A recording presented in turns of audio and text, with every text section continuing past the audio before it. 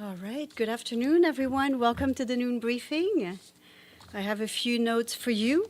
First of all, let's start with the Secretary General. He arrived in Montreal yesterday afternoon, where he will attend later today and tomorrow the 15th meeting of the Conference of Parties to the Convention on Biological Diversity, otherwise known as COP15. Earlier today, the Secretary General attended one of the side events organized by the Global Youth Biodiversity Network and other youth groups. In an informal discussion, the Secretary General underscored to the assembled group that the leadership of young people is critical to the planet's survival. He told them they were on the front lines to rescue humankind in its battle against nature. He encouraged them to increase their involvement, not just by demonstrating, but also by using all the available tools of citizenship, especially by voting and getting involved in politics. This morning, the Secretary General met with Wang Runqiu, the Minister of Ecology and Environment of the People's Republic of China.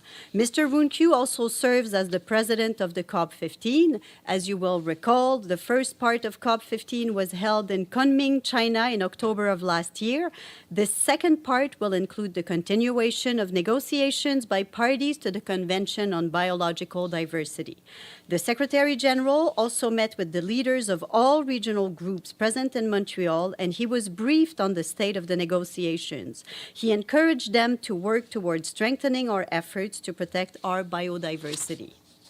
In the remarks to be delivered at the opening ceremony of the conference at around 3:15 this afternoon, the Secretary General will underscore the importance of making peace with nature, which is our life support system. He will also warn that if our bottomless appetite for unchecked and unequal economic growth continues, we will risk facing mass extinction. The Secretary General will also call on countries and the private sector to develop bold action plans that protect biodiversity and support sustainable practices. And he will reiterate his call for developed countries to provide financial support for developing countries, many of which are custodians of the world's natural wealth. You can follow proceedings live on webtv.un.org. And tomorrow, the Secretary General will meet with the Prime Minister of Canada, Justin Trudeau, before heading back to New York City. And this morning, as I'm sure many of you watched, the Security Council held a meeting on Ukraine. Briefing Council members, the Undersecretary General for Humanitarian Affairs and Emergency Relief Coordinator, Martin Griffiths, said that the attacks on Ukraine's energy infrastructure, including power stations and heating plants, have left millions of people without access to heat, electricity, and water, adding another dangerous dimension to the humanitarian crisis caused by the war. In Ukraine today, the ability of civilians to survive is under attack, he said. The emergency relief coordinator stressed that the humanitarian community remains committed still to stay and deliver. He noted that almost 690 humanitarian partners, the majority of which are local organizations, have provided life-critical aid and protection services to 13.5 million people. According to Mr. Griffiths, over the past few months, in preparation for the winter, humanitarians have provided more than 630,000 civilians with different kinds of direct winter assistance, as well as 400 generators that have been distributed to critical facilities. He noted that while there have been some improvements in humanitarian access, the biggest challenge remains the impediments to reaching areas in Donetsk, Luhansk, Kherson, and Zaporizhia. His full remarks were shared with you. And as many of you may know, tomorrow our guest will be Martin Griffiths. He will be here in this room to brief you on the global humanitarian situation. And to read in the record, in a statement that we issued yesterday, the Secretary General welcomed the signing of a framework agreement between civilian political forces and the military in Sudan. He hopes that this can pave the way for the return to a civilian-led transition in the country. He calls on all Sudanese stakeholders to work without delay on the next phase of the transition process to address outstanding issues with a view to achieving a lasting, inclusive inclusive political settlement. The Secretary General reaffirms that the United Nations will continue to support the aspirations of the Sudanese people for democracy, peace, and sustainable development.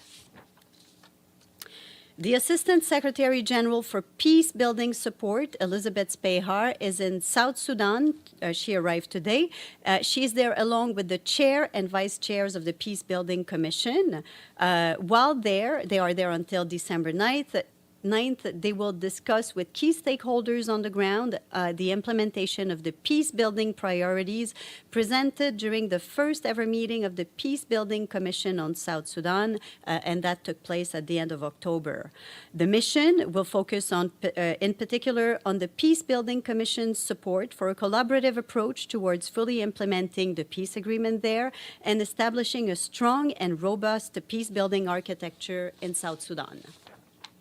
Now turning to the Democratic Republic of the Congo, the UN Peacekeeping Mission, MONUSCO, jointly with the UN Joint Human Rights Office, has deployed a human rights team to conduct a preliminary investigation into violence against civilians that was allegedly perpetrated during fighting between the M23 and Mai Mai in Kishishe. This is in Rutshuru territory, and this took place at the end of last month.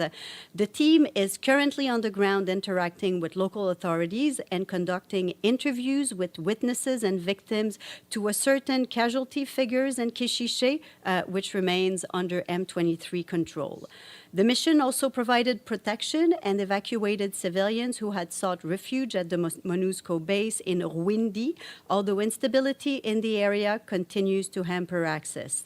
The mission reiterates the call for a cessation of hostilities, as well as its full support to regional initiatives. Yeah, come on. Thank you, David. Okay.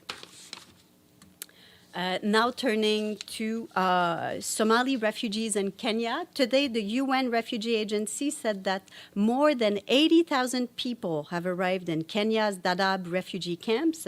The majority have arrived over the past 2 years, and they are fleeing ongoing insecurity in Somalia, as well as the unrelenting drought, the longest and most severe in decades, as we've mentioned from this podium several times. UNHCR noted that adequate space in the camps where the newly arrived are sheltered is running out. This is forcing many to reside in makeshift shelters along the outskirts, where clean water and sanitation facilities are either grossly insufficient or non-existent. Further challenging the response is a cholera outbreak that has been affecting refugees and host communities. Over 350 cases have been identified since the end of October, and this is mainly affecting children.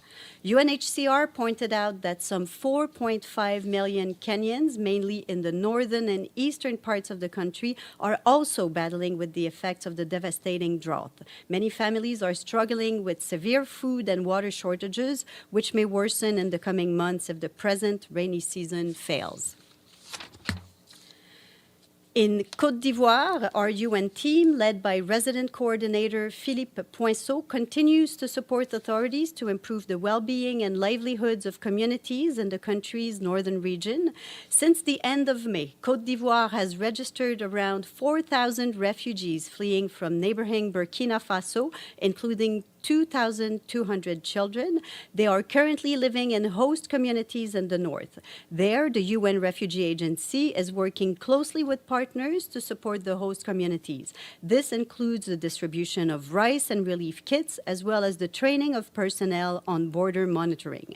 For their part, UNICEF and the UN Development Program are working closely with partners to establish local committees to boost social and security issues. Our team has also provided a solar-powered drinking water supply system. The system has reached 1,500 people and benefited schools, health centers, and security posts. Also there, the International Labour Organization is training young people and giving them access to financing to boost the agricultural sector. This initiative is expected to create 1,500 jobs in northern Côte d'Ivoire alone. 8 entities in the UN team are also working on a joint program focusing on education, health, water, and sanitation, as well as support for economic opportunities. And That is it for me. Not too many notes today. Any questions? Yes, please. Does the Secretary General have any reaction to reports that missiles, drone strikes have fallen in Russia? What are the implications of this for the war, in his view? As we've said in the past when we've had cases like that, we don't have the capacity to have firsthand to verify that type of information. So I don't have very specific comments on this. But of course, these incidents, and I think, you heard Martin this morning, Martin Griffiths at the Security Council, highlighting once again the impact of the war on people. So that is, again, another opportunity for us to recall the need to really reach a cessation of hostilities. Any other questions? If not, this is a very short briefing, so we will go to Paulina. Thank you so much, everybody. And we will be back tomorrow. I will let you know if Martin goes first or second. We'll make sure to let you know well in advance so you can be here on time. But technically, for now, he's scheduled to be after me. But if he comes first, I will let you know. Thank you so much, everybody.